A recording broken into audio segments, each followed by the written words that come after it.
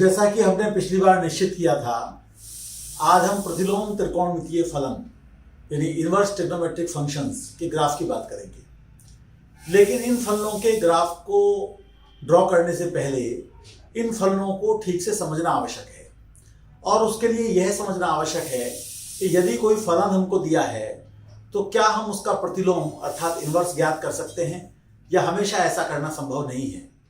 हम देखेंगे कि त्रिकोणमितीय फलनों में यह हमेशा संभव नहीं है।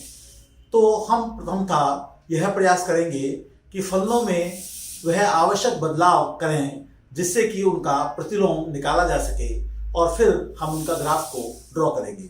तो सबसे पहले हम ये समझें कि यदि कोई फलन f है और किसी समुच्चय a से b पर है तो किस प्रकार की स्थितियां बनती हैं जिससे कि उसका प्रतिलोम निकालने में समस्या आती है, और फिर हम देखेंगे उन समस्याओं को कैसे दूर किया जाता है। तो जैसे कोई फंक्शन है समुच्चय a से समुच्चय b पर है, तो ये हमारे पास है समुच्चय A, ये b है। मान लीजिए यहाँ a b c d है, यहाँ 1 2 3 है। तो यहाँ पर ये इसको गया, ये इसको गया, ये इसको गया और ये इसको गया।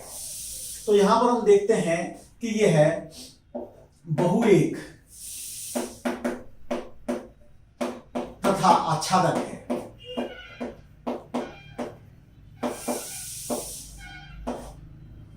यानी कि मैनी वन ऑन टू है। तो हम इसके इनवर्स की बात नहीं कर पाएंगे, क्योंकि जब हम इनवर्स की बात करना चाहेंगे तो हम चाहेंगे कि एफ इनवर्स हो और वह बी से ए पर हो, और इस प्रकार से हो। यहां बी में हमारे पास 1 2 3 है और यहां पर ए बी सी डी है। तो वो इस प्रकार से हो कि ए 2 को गया था तो 2 ए को जाए, बी भी 2 को गया था तो 2 बी को जाए। यहां पर हम देखें कि सी 1 को गया था तो 1 सी को जाए, और हम देखेंगे कि डी 3 को गया था तो 3 डी को जाए। तो हम देखेंगे कि यह तो एक फलन है, यह है फलन ही नहीं है, एफ इनवर्स फलन नहीं है, क्योंकि फलन के लिए क्या आवश्यक है कि यहां प्रत्येक की छवि हो और अद्वितीय छवि हो, यानी कि हर एक एलिमेंट की इमेज हो और वो इमेज यूनिक हो। तो देखिए यहां पर हर एक एलिमेंट की छवि है और यूनिक है। ए जो है केवल 2 को जा रहा है और किसी को नहीं जा रहा, यानी कि अद्वितीय छवि है उसकी। यहां पर क्या हो रहा है कि यहां जो ईच वाली बात है वो तो पूरी हो रही है, लेकिन अद्वितीय वाली बात पूरी नहीं हो रही है, यानी यूनिक वाली बात पूरी नहीं हो रही। 2 ए को भी जा रहा है और 2 बी को भी जा रहा है। तो इस कमी को दूर करने के लिए अगर हमने ऐसा कर दिया कि यहां पर 4 भी लिख दिया और यहां 5 भी लिख दिया, और हमने एक परिवर्तन कर दिया, और वह परिवर्तन यह किया कि जब हमारा ये बी ये सी ये हमारा जो है 1 को जा रहा था तो सी को तो 1 को जाने दीजिए, लेकिन ये जो ए है ये जो हमारा 2 को जा रहा था ये हम 2 को नहीं भेजना चाहते, क्योंकि हम चाहते हैं कि थोड़ा सा हमारा इनवर्स का काम चल जाए। तो ए को मान लीजिए कि हमने 5 पर भेज दिया। तो अब हमारे पास यह फलन एक बहुएक तो नहीं है, अब ये एक एक है, तो इसे मैं एक एक कर देता हूं।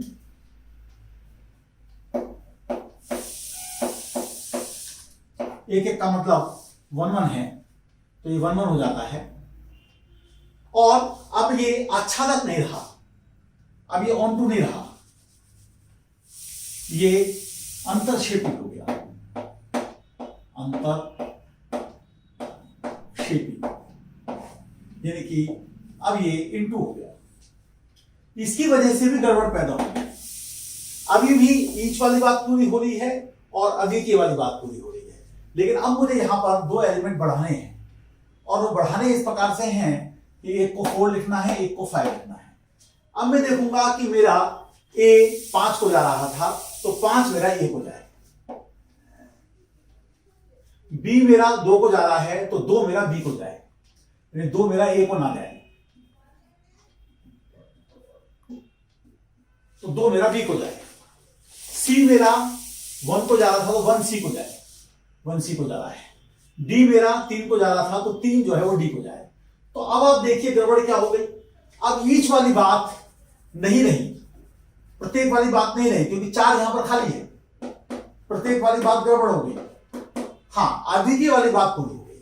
तो इस बात से हमको यह समझ में आता है कि यदि किसी फलन में 1 1 या ऑन टू में से कोई भी एक बात गड़बड़ हो जाए या दोनों बातें गड़बड़ हो जाएं, तो हमारे फलन का प्रतिलोम यानी कि इनवर्स वह एग्जिस्ट नहीं करता है।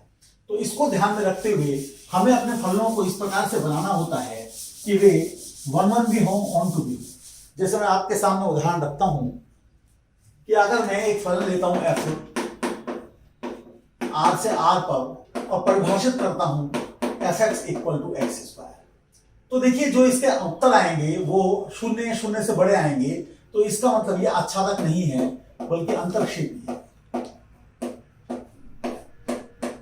इनटू है। और मैं देखता हूं कि ये बहुएक है, यानी एक एक नहीं है, यानी कि ये मैनी वन है, तो गड़बड़ है। तो मैं इस गड़बड़ को ठीक करने के लिए पहला काम ये करता हूं कि यहां पर मैं इसको 0 टू इन्फिनिटी कर देता हूं। अब इसकी वजह से ये फलन मेरा ऑन टू हो गया, क्योंकि जो परिसर है वह मेरा कोडोमेन के बराबर आ गया, तो अब ये आच्छादन हो गया ऑन टू। अब मैं चाहता हूं कि ये 1 1 भी बन जाए, इसके लिए मैं r को ऐसा लूं कि जिससे कि जो दो x की वैल्यूज हैं वो सेम y को ना जाए। तो जैसे मैं उदाहरण के लिए यहां पर f को ले सकता हूं से 0 टू इन्फिनिटी ले लूं, या माइनस इन्फिनिटी टू 0 ले लूं, और यहां पर ये कर देता हूं, अथवा f को मैं यहां पर ये ओपन है, मैं 0 टू इन्फिनिटी ले लूं और उससे भी मैं 0 टू इन्फिनिटी। कहने का मतलब यह है कि या तो मैं ऐसा करूं कि मैं ग्राफ जो ले रहा हूं उसमें मैं केवल 0 से इन्फिनिटी तक का, माइनस इन्फिनिटी से 0 तक का लूं, ये मैं ग्राफ लूं। तो इस ग्राफ में क्या होगा कि जो x की वैल्यूज हैं वो माइनस इन्फिनिटी से 0 तक आ रही हैं और आंसर भी इस प्रकार से आ रहे हैं, तो ये 1 1 भी है और ऑन टू भी है। या फिर मैं ऐसा लूं जो मैं इसके लिए ले रहा हूं कि मैं ग्राफ को केवल लिखा कीजिए, तो उसमें x की वैल्यूज भी 0 से इन्फिनिटी तक है, y की वैल्यूज भी 0 से इन्फिनिटी तक है, तो ये 1 1 और ऑन टू दोनों हो जाता है। तो इसका मतलब ये हुआ कि हम फलन का प्रतिलोम अगर निकालना चाहते हैं और फलन हमारा एक एक तथा आच्छादक 1 1 तथा ऑन टू नहीं है, तो हमें कुछ परिवर्तन करने होते हैं डोमेन में तथा कोडोमेन में, जिससे कि 1 1 ऑन टू हो जाए। अब जैसे साइन फंक्शन को हम देखें, तो साइन फंक्शन कहां से कहां है, r से r तक है। अब मैं चाहता हूं कि ये जो बहुएक और अंतर्क्षेपी हो रहा है, तो अंतर्क्षेपी ना हो, यानी आच्छादक हो, यानी ऑन टू हो, उसके लिए मैंने इसको -1 टू 1 कर दिया। और मैं ये चाहता हूं कि ये फलन मेरा 1 1 भी हो, तो 1 1 के लिए मैं क्या करूं? तो 1 1 के लिए मैं ऐसा करता हूं कि जब मैं इसके ग्राफ को देखता हूं तो इसका ग्राफ कुछ इस प्रकार का आ रहा है, -2 पाई, -पाई, 0 पाई, 2 पाई। तो मैंने जो y की वैल्यूज हैं वो तो मैंने ठीक ले ली, बिल्कुल -1 से 1 तक ले ली, जिसकी वजह से ये मेरा ऑन टू हो गया। अब चूंकि 1 1 नहीं है ये, क्योंकि जो शून्य मान है वो यहां पर भी आ रहा है, यहां पर भी आ रहा है, यहां पर भी आ रहा है, तो उसके लिए मैं कुछ ऐसा हिस्सा लूंगा कि जिसमें कोई भी मान -1 से 1 तक का 2 बार आए। तो उसके लिए मैं यहां से लेकर यहां तक का हिस्सा ले सकता हूं, या यहां से लेकर यहां तक का हिस्सा ले सकता हूं, या यहां से लेकर यहां तक का हिस्सा ले सकता हूं, या आगे। तो मैं वो लूंगा जो शून्य के सबसे निकट है, तो मैं ये हिस्सा लूंगा। तो जब मैं ये हिस्सा ले लेता हूं तो इसका मतलब मैं -π/2 से π/2 तक ही इसे परिभाषित कर रहा हूं। तो मेरा जो r है वो हट जाएगा यहां से, और उसकी जगह पर मेरे पास आ जाएगा -π/2 टू π/2। और उसकी वजह से जो साइन इनवर्स फंक्शन है वो मेरा -1 से 1 से लेकर और -π/2 से π/2 तक चलता है। अब इसका ग्राफ भी आप दो प्रकार से खींच सकते हैं। तो आप ये समझ गए होंगे कि हमें ग्राफ का केवल ये हिस्सा ही लेना है, केवल ये हिस्सा ही लेना है, बाकी का हिस्सा हमको नहीं लेना है, ये हिस्सा ही लेना है केवल। ये हमारी एक्स एक्सिस है, ये हमारी वाई एक्सिस है, ये हमारा जीरो है। तो इसलिए मैं अब इसके इनवर्स के ग्राफ की बात कर पाऊंगा, साइन इनवर्स की बात कर पाऊंगा। तो एक बात हमें ध्यान देनी चाहिए कि यदि किसी ग्राफ में y equal to x line हम ले लें और यहां पर कोई पॉइंट अल्फा बीटा है जो इस प्रकार से है कि f अल्फा बीटा आ रहा है, तो इसका मतलब f इनवर्स बीटा अल्फा आएगा। तो यानी कि अल्फा बीटा अगर f के ग्राफ पर है तो बीटा अल्फा f इनवर्स के ग्राफ पर होगा, लेकिन बीटा अल्फा होगा कहां? आप इस अल्फा बीटा बिंदु की छवि ले लें line y equal to x में। तो अगर आप इस बात का ध्यान रखेंगे तो इनवर्स का ग्राफ आप खींच पाएंगे। तो आप देखिए, मैं आपके सामने इनवर्स का ग्राफ खींच रहा हूं। इनवर्स का ग्राफ खींचने के लिए पहले मैं साफ सुथरा ग्राफ साइन का खींच लेता हूं। तो आप देखिए, ये y एक्सिस है, ये x एक्सिस है, ये मेरा 1 है, ये मेरा -1 है, ये मेरा π/2 है, ये मेरा -π/2 है। और मैं जानता हूं कि मेरा जो ग्राफ होगा वो इस प्रकार का होगा। यहां पर वैल्यू मेरी -1 आएगी, यहां से ये ऐसे जाएगा और यहां से ये 1 तक जाएगा, यानी कि इस प्रकार से आएगा। अब मैं अगर एफ इनवर्स का ग्राफ खींचना चाहता हूं तो पहले मैं y equal to x line खींचूं। ये शायद हमने पहले ध्यान किया होगा कि ये जो line y equal to x है वो इस पर टेंजेंट है। अब मैं अगर इसकी इमेज लूंगा तो मैं ये देखूं कि ये बिंदु कौन सा है। तो ये बिंदु है π/2, 1 और ये बिंदु है -π/2, -1। तो मैं इसकी छवि ले लेता हूं y इक्वल टू एक्स में। तो इसकी छवि कैसे लूंगा? ये इसकी छवि आ गई। तो ये कितना हो गया? -1, -π/2 इंटरचेंज हो जाते हैं। ऐसे इसकी छवि यहां पर कितनी हो गई? तो इस पर परपेंडिकुलर डाल दूं और इसको इधर बढ़ा दूं तो लगभग इतने बढ़ाया तो मेरे पास ये हो गया 1, π/2। और अब मैं इसकी छवि, इसको मैं हल्का कर देता हूं क्योंकि ये मेरा असली ग्राफ नहीं है, ये y equal to sin x का ग्राफ है। मैं इसकी छवि अब इसमें लूंगा। तो यहां से मैं इस प्रकार से जाऊंगा।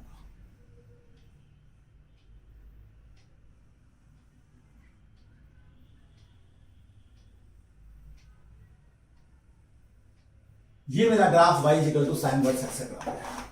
y equal to sin inverse x। आप चाहें तो कैलकुलस के माध्यम से भी इस ग्राफ को खींच सकते हैं, लेकिन ये ज्यादा सुंदर तरीका है, ज्यादा सुविधाजनक तरीका है। तो ये एक ग्राफ मैंने आपके सामने खींचा। हम देख सकते हैं कि x की वैल्यूज -1 से लेकर 1 तक हैं और y की वैल्यूज -π/2 से लेकर और यहां π/2 तक है। जैसा कि आपको यहां पर दिखाई भी पड़ रहा है कि x -1 से 1 तक है और y -π/2 से π/2 तक है।